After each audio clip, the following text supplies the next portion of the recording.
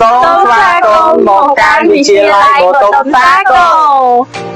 សួរខ្ញុំឈ្មោះនេតនេតជំរាបសួរនេះខ្ញុំឈ្មោះលីហួរជំរាបសួរនេះខ្ញុំឈ្មោះចុងសៀវហួរពួកយើងគឺជាក្រុមប្រឹក្សាយុវជនផ្នែកវិទ្យាល័យបឋមសាគរខ្ញុំបាទមកចាំបង្ហាញអំពីបន្ទប់បណ្ណាល័យក៏ដូចជាបន្ទប់សុខភាពដែលគ្រប់គ្រងដោយអង្គការគីសូណា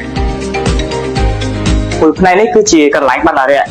គឺមានតួនាទីយ៉ាងសំខាន់ក្នុងការការពារបណ្ណាល័យរបស់ពួកយើងពីឯកន្លែងវិញកន្លែងនេះគឺជាកន្លែងដែលស្តុកទុកសិភៅដ៏ច្រើនដែលអាចឲ្យសិស្សស្វែងរកចំណេះក៏ដូចជា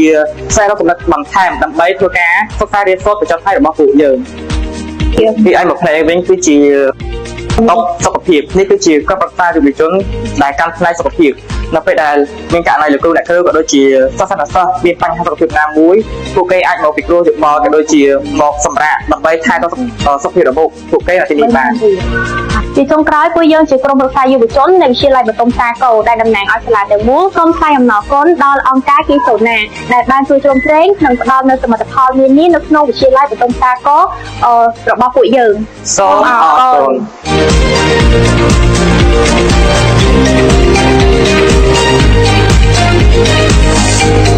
Thank you.